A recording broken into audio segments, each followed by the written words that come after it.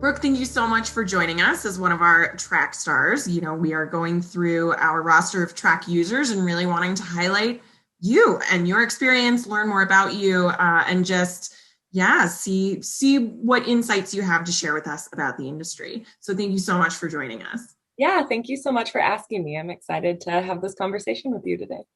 Awesome. Well, we're going to jump right in. And I'm wondering, what inspired you to pursue a career in sports and what have been some of the highlights? Yeah, so my mom actually worked for the University of Nebraska football team when I was growing up. And so I basically lived at Memorial Stadium, and it was really fun to watch what she did with the organization and watch her love her profession. And just kind of made me realize that that would be a really cool career to go into. And, I played 4 sports in high school, so never was Oh there my a moment gosh. that I didn't have sports in my life. And so when I had to decide, what I wanted to major in, what I wanted to do with the rest of my life, I didn't really know what the answer to that was, but I knew that it at least had to involve sports in some way, shape, or form. And so I got a degree in sports marketing and kind of tried to explore different options in that, and thankfully was able to land a job in the sports world, and kind of been all over in the sports world. I started in player management for the LPGA, so knew nothing about golf and just Yeah. jumped. My second week on the job was at a tournament and 14 days on the road in a row. So they really threw me to the fire and helped me learn what goes into a golf tournament, what it means to work with the players and manage the players. And I had a lot of fun doing that and met a lot of great people along the way, and learned a lot Sounds like, about myself in general, and learned a lot uh, about the sports industry and just all the different positions that are available in the sports industry, because that's not something necessarily that you learn when you're going through college, of like, hey, here's a sports organization and ABCD, here are all the different jobs that go into it. And right. so that was great. And while I was on the road, I realized I really liked working with the sponsors at the tournaments. And so then worked my way into moving over to the marketing side and getting to work with sponsors every day. But gosh, I have a long list of highlights. I feel very blessed that I love what I do, and there's never a dull moment in the sports industry. But I think just really getting to create some once in a lifetime unforgettable experiences for both the fans and the athletes in different situations. I think, one of my favorite events that I've gotten to be a part of was the Evian Junior Championship tournament. Had the Wow. chance to build a junior golf team, which again, didn't know much about this. I did a lot That's of research to figure awesome. Well, and as an athlete and then to build your own team, I mean, that's awesome. And we'll get back to that because I want to know what sports you played and how you managed to juggle four throughout high school. But anyway, Absolutely. that's awesome. Absolutely. Well, and I think too, being an athlete myself, those are experiences that for me growing up would Right. be really cool to be a part of. And so, going into it, I just wanted to make it such a cool experience for the kids. But so yeah, I got to pick 4 different junior golfers to join me in France. Oh And it, my God, what an it experience. it was amazing. And I learned a lot through that too, just in general of, how to plan those large scale events, and in different countries with language barriers and everything that comes with that. But I think that was one of the coolest experiences I've had so far. And we won. So go Team USA. That is awesome. I mean, I can also imagine because if you were working with player relations with the LPGA and then you're also working with the junior team, those are two totally different audiences too that you're even working with across totally different, avenues of domestic tournaments versus international. Like that's very, very cool. So, okay. What were your sports? So volleyball, basketball, track, and softball. That's awesome. I was a rower myself, but I was a one-trick pony. Like we played a couple of seasons, or competed, I should say, a couple of seasons throughout the years, and frankly, my hand-eye coordination is pretty terrible. So, but I do wish that I had done more volleyball because that's something that, like, I mean, do you still play now? I do, yeah. I have a couple friends here in Denver that we try to do leagues as much as we can. It's been halted a little bit due to COVID, so we haven't played in a while, but hoping to get back to that soon because it's kind of my outlet to get away from the world and just have something fun to focus on for a little bit while um, Totally. you know. Well, if I make it to Denver, I'm just gonna piggyback on one of your teams. And you're gonna Absolutely, have to teach me how to anytime. play volleyball. You are always welcome. Awesome. Well, and that kind of leads into my next question. So tell me a little bit about your current role and some of the challenges that you faced in 2020 and some of the successes that you also saw. Yeah, absolutely. So I'm currently with the Denver Broncos on the partnership activation team. It's a hard job to explain, just depending on what part of the year it is and what we're Right. doing. But basically, we work with our marketing partners to help execute their different assets included in their portfolios. So that can be a social media campaign, that can be an in-person event, that can be an in-game activation or signage in stadium. It can be a cruise to Mexico. It can be basically anything across the board. And I love that there's never a dull moment. And, you never really get tired of what you're doing because each day is so extremely different. Each week, each month, each season, there's always new challenges on the horizon to try to face. So, yeah, 2020 was, an interesting year for everyone, but especially in the sports world. I mean, Yeah. we had games without fans, we halted all of our events. And so one of the biggest challenges for us was really just taking a step back and figuring out how we can still deliver this value to our partners when we have so many restrictions on what we can do at the moment. We have partners that simply partner with us due to our hospitality options, and we don't have that anymore. So what can Right. we do to find something similar that will still bring value to them? So that was huge this year. But one thing I really liked about it is you had the chance to really get creative. There are some partners that have the same assets every year. And as much as you want to help them update them, they're happy and they see successes. So they just keep them in there. So it was really fun to get to take a step back and think of new creative ideas and kind of take the challenge head on with our partners to figure out what could be most impactful for them. Yeah, no, that makes so much sense. It's kind of a blessing and a curse at the same time, right? Like that step back and slow down is something that we don't often get in the sports world, right? Because everything's moving so quickly and demands are happening with games every weekend and Mm-hmm. the season always comes up so quickly. But it I can imagine it's got to be pretty nice to be able to quote unquote hit that reset button and really evaluate new and different ways to provide that value. So I mean, I think that's a great way of framing it and a great benefit to your partners to be able to really approach it in ways that add value to their partnerships with you. Absolutely. And I think we're not really good at taking the pause button in the sports Right. industry. Like we love being busy, and that's part of the reason that we love our jobs is you don't Right. really have downtime even in the off season. And so I think it was a really good exercise for us to be able to do is just, hey, we don't always get the time to take a step back and really reevaluate everything we're doing, but we literally don't have anything else to do right now. So, Right. like, let's take advantage of the situation that we're in, though it's obviously not a great situation, but how can we make it impactful for all of our partners? So Yeah. it was I mean, it was as fun as it could be going through COVID, just getting to be a little bit more creative. Yeah. Yeah. No, that's awesome. What innovations or evolutions do you foresee really shaping the future of sports and partnerships? Yeah, I think really, I mean, I think we've started trending this way prior to COVID, but after COVID, it's very apparent that digital is the new realm and just Yeah. really finding ways to actively engage with our fans through digital activations. I think, in the past, there have been like some logo slaps in certain areas that, people see as successful. And that's great if you're trying to get your brand out there. But how can we get really innovative with a full integrated digital marketing campaign that not only just goes out there to the general public and the general fans, but really targets the type of people that you're looking to reach. And, we within the last 3 years, I would say, have gotten a little more sophisticated with that. Yeah. One of our partners, Madwire, is excellent at that. And it's been really fun to work with them with some of our other partners to figure out what is your target market? Who are you trying to talk to?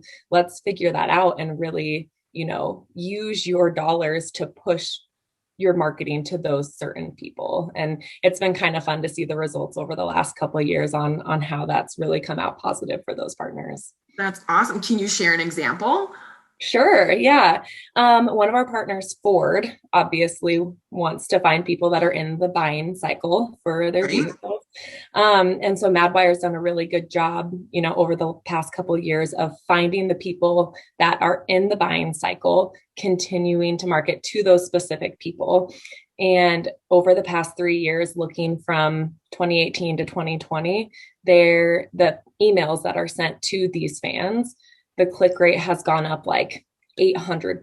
Oh So my basically gosh. just telling, and I think it's like 600% over the industry average of click throughs. And so Wow. it's just really showing us that we are talking to the right people because they're Yeah. engaged and they want to click through and see what the offers are and see what Ford has to offer them. So that's Right. been really fun to look through over the past couple of weeks.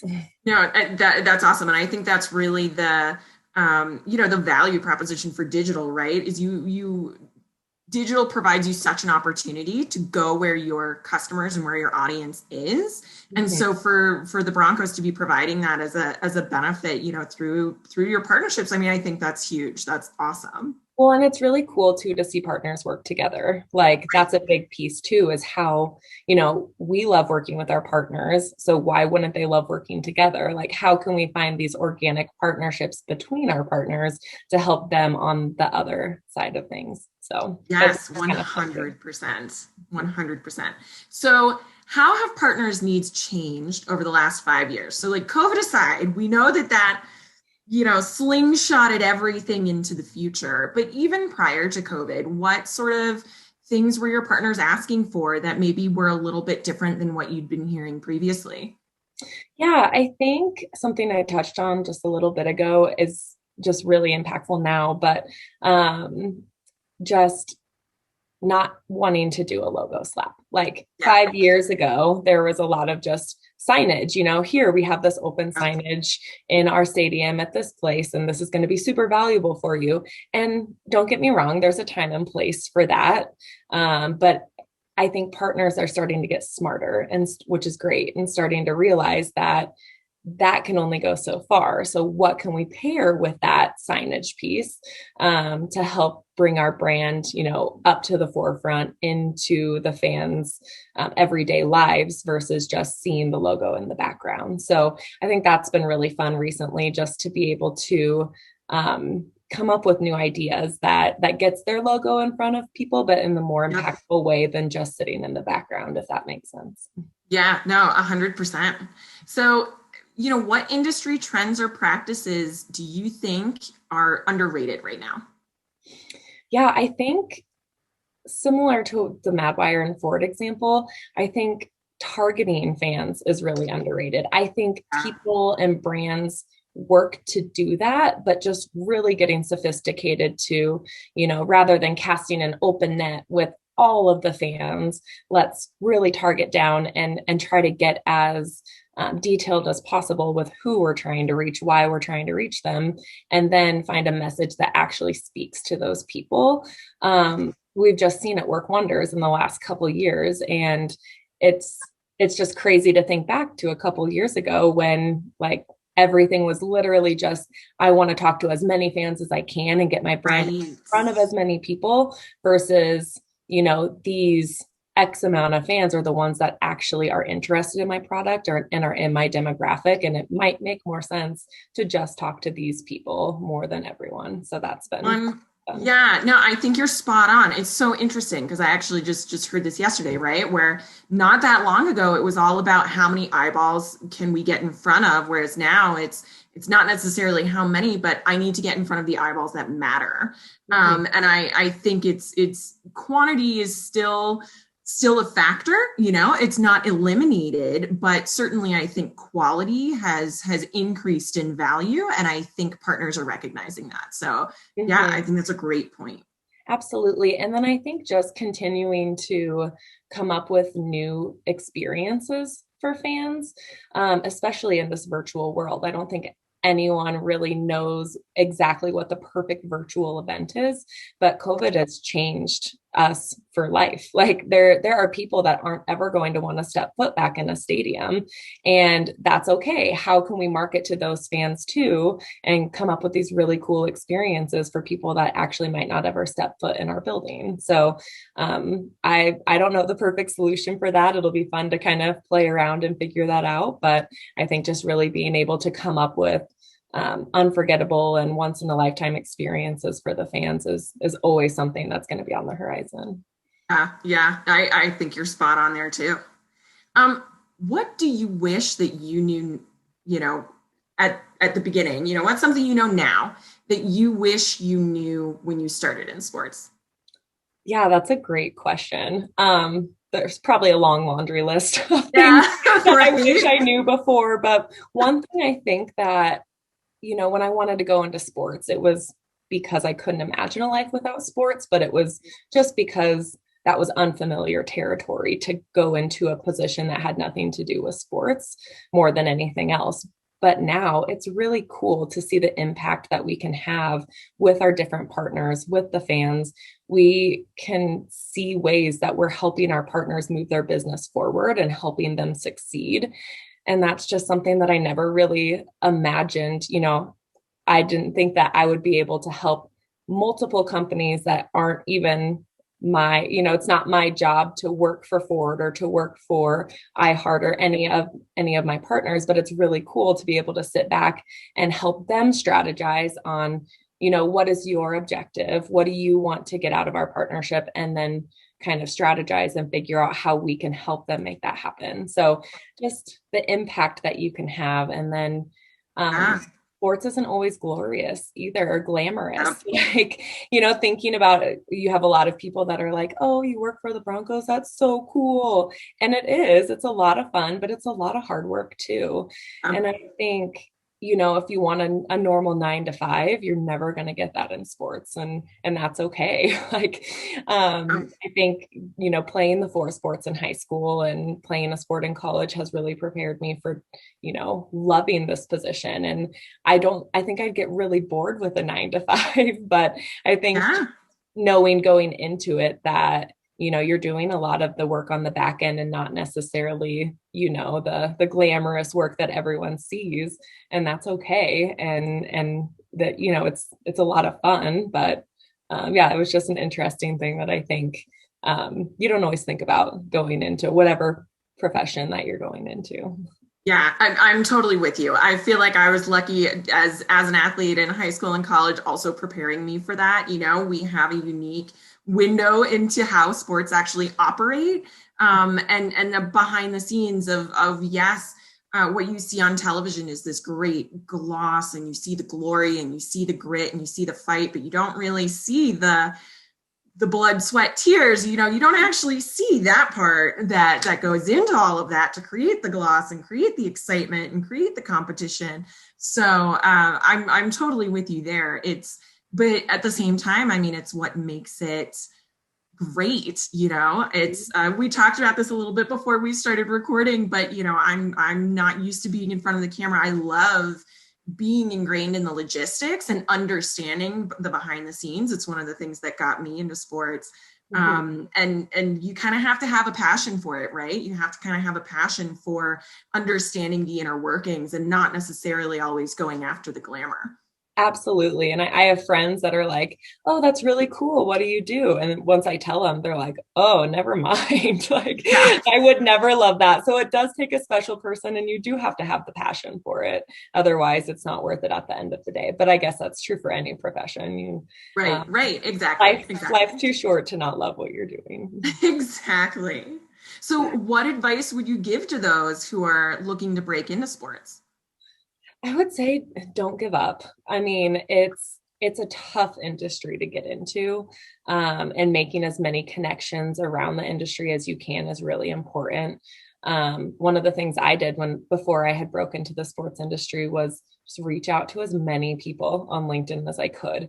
And I know it seems annoying and it's monotonous and it's boring, but I mean, for every 100 people that you reach out to, you might get one or two to respond, and that's hard. But I mean, that drive and determination is what's going to help you make it in the sports industry. And I think, people really respect you proving that on the front end. And I mean, I love getting inquiries on LinkedIn just to pick my brain and ask questions. And I wouldn't be where I am today without people helping me along the way. So I always try to pay it forward and help others along their paths too. But I think just don't give up. And especially in this COVID world with a lot of hiring freezes in the industry, just continue to reach out to your contacts and remind them that you're there and ask them questions, and just stay top of mind, because then when something does come up, you're going to be the first one that they think of. Right, exactly. I'm totally with you. I think, I think back to college, and I was very much the same. I studied sports management and marketing, and I have to say, I think one of the most valuable things that I learned in school was the importance of networking, and just the importance of, you kind of have to, for anyone who's shy and not always the most outgoing, and it might be a little intimidated, make it till you make it, because that really is how you can create those organic connections and learn more and be open to learning more. Yeah, it's something that, I have to say, I think is still a little bit underrated. I think there's a certain group in the sports industry that really embraces networking, and then there's a community that maybe doesn't as much, but it really is how business moves forward. Absolutely. And I think it's funny when I think back, my dad always used to say, it's not who you know, but it's who knows you. Right. And when I was younger, I was like, whatever, I know so many people, but young, naive Brooke was wrong. It is who knows you and who remembers you. And it's an important thing to remember, how do you make an impact in that person's life, so that when something comes up, you're the first one that comes to mind. Yeah, absolutely. So my last question now is, what individuals, organizations, icons do you look up to or follow for inspiration in the sports world, outside of the sports world, for your own career, in your current role? Who do you look up to? Yeah, I think first and foremost, I've had a really close mentor my whole life. His name is David Wright, who was basically a part of our family growing up, and consider him a brother. But he played soccer in college and has always had a passion for soccer. Went and worked for the MLS and really helped turn them into the successful league that they are here in the United States, which is really, really cool, and just shows his, sports savvy and business savvy side. And then after his work was done there, he jumped over to minor league baseball. And I just respect him so much for that, because that was an uncomfortable move for him. He didn't know, baseball wasn't his sport. And, he jumped headfirst into that organization just to try to get creative and have new challenges. And that being said, minor league baseball is an organization that I think really highly of. I mean, they get so creative with their different promotions, and throw things against the wall to see what works, and kind of emphasize off of those. But it's been really fun to see some of the marketing promotions he's been able to do through minor league baseball. And now he's back on the sports side, with the the soccer side, with the US Soccer Federation. So he's just always been a huge part of my career, and always has really good advice ever since day one. One thing that he had told me, which would be another piece of advice I would give to someone that's trying to break into sports, is don't be afraid to move. It's usually unlikely that you're going to find a job in your city when there's only so many sports teams in each city. Don't be afraid. If the right job comes up, if you're uncomfortable with it, that's great. That's how you're going to learn and grow and figure out yourself, and really be able to put yourself out there. But just moving for the job shouldn't be as scary as it sometimes seems. Right, right. No, I'm totally with you. And it's so interesting because, I think that rings true for anyone at any point in their sports career, right? Is you open yourself up to so much more opportunity if you have the willingness and the ability to relocate, and it all it does is open up doors further down the line. Absolutely. And then, outside of the sports world, within the last couple of years, I've grown a lot of respect for Burger King. I just think they go outside of the box with their promotions. They kind of push the line a little bit, and it's worked for them. And Yeah. their CMO spoke at a conference that I went to probably 2 years ago now, before COVID, when conferences could actually happen. But and I was mesmerized with him and his thought process and his ideas and what they had done. And yeah, I think that they're a brand that's really pushing the limit right now, and it's working. Yeah, no, that's so interesting because I feel like Wendy's would be the normal go-to just because of their Twitter presence, right?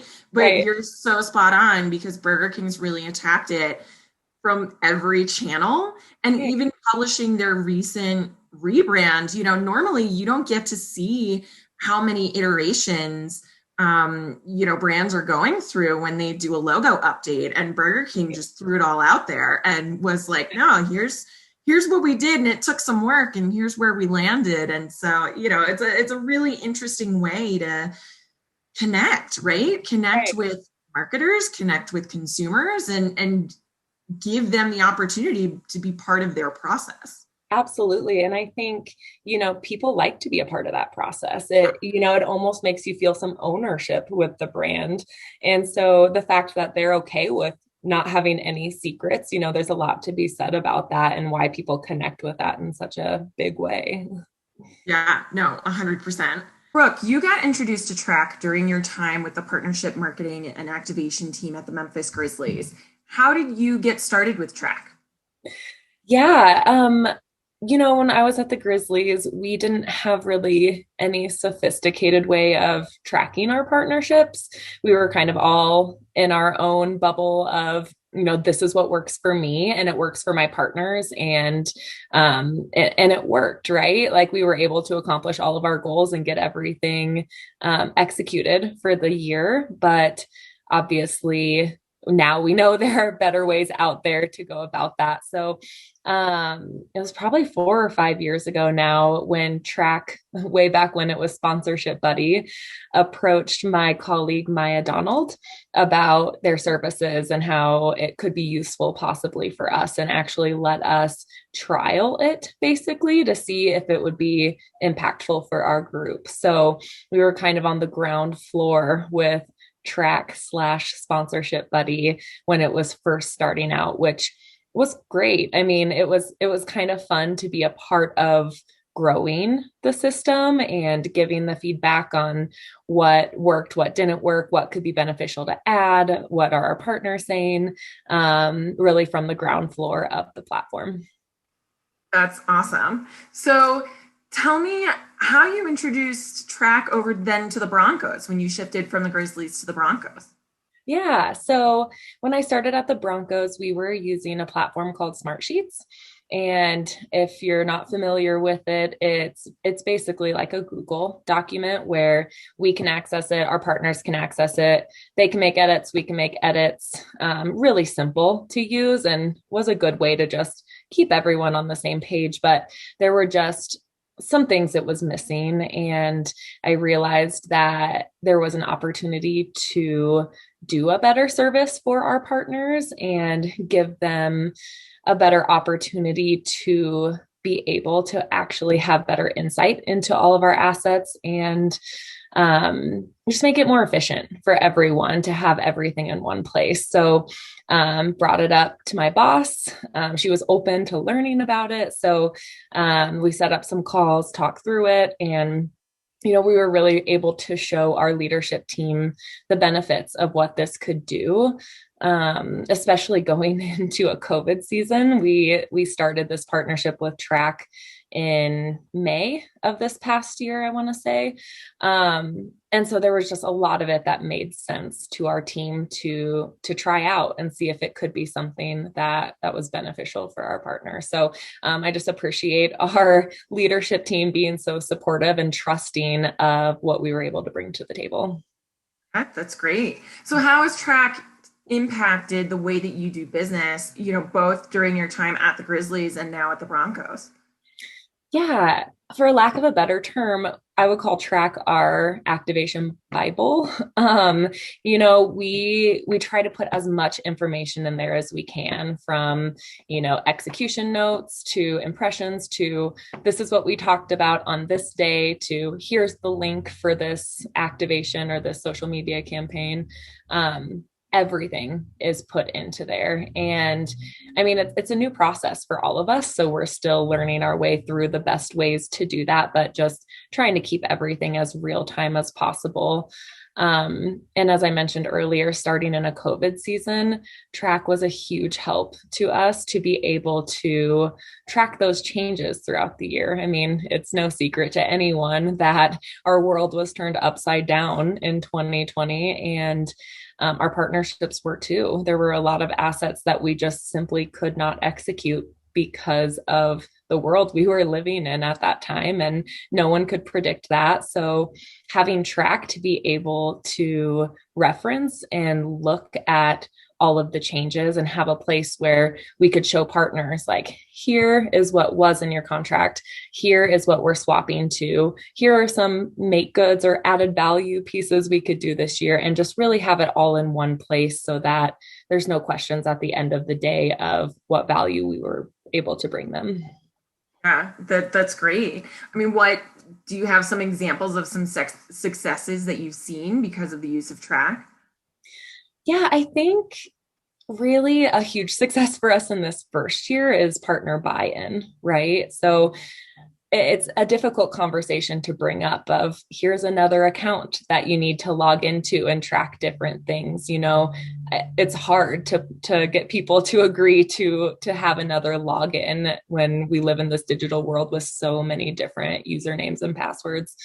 So really just getting our partners to see the value of it. We've gotten a lot of positive feedback from partners of just, hey, this has helped keep us organized. Or, with previous ways we've managed this, it was hard to tell when edits were made, or was this last season's smart sheet or this season's smart sheet? And I just think the organization of it has been very positive for our partners. And then really just being able to keep everyone on the same page, even months past conversations.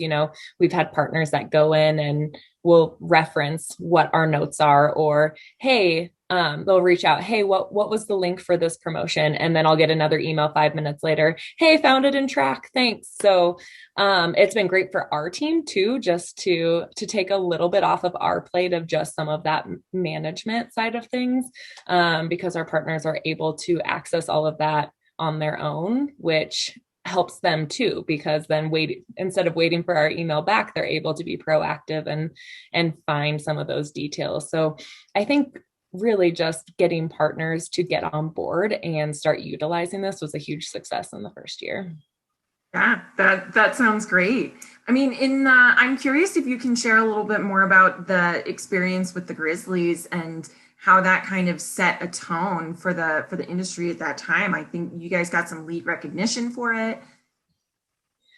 Yeah, we did. So the league always asks us to submit our partnership activation of the year.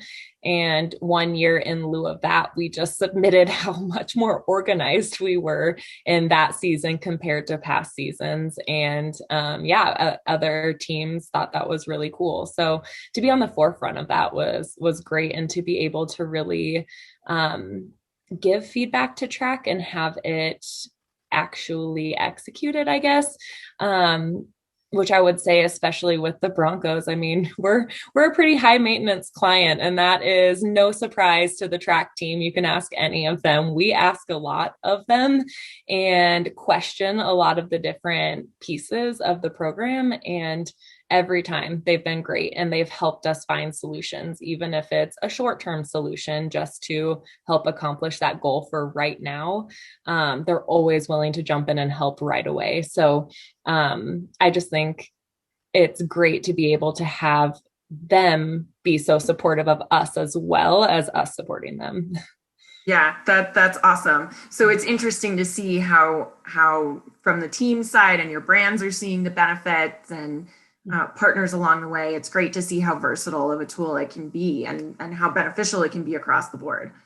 Yeah, and I know when we first used it at the Grizzlies, I mean, it was pretty bare bones and it was Yeah. brand new, and but it was a great concept. And that's what we bought into, was that, this is revolutionary for our time right now. 5 years ago, to have some platform like that to track what we were doing. I mean, there's always the STR and the cores and things that will help track from an asset level, but that's so much different than activating. So being able to actually track our activations was completely new to that time, and still to this time. I think there are a lot of teams still trying to figure out how to do this, and always willing to talk to them and tell them all the great things Trak has done for us. So feel free to reach out, anyone, if you are interested in learning more, but happy to give you the team side of things. But yeah, it's been a huge success for us.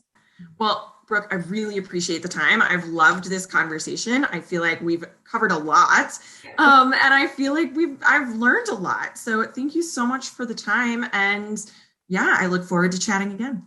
Absolutely. Thank you so much. I hope you make it to Denver soon so that we can hit the volleyball around a little bit. Looking forward to that. Absolutely. I will let you know as soon as I land. Sounds great. Thank you so much. Thanks.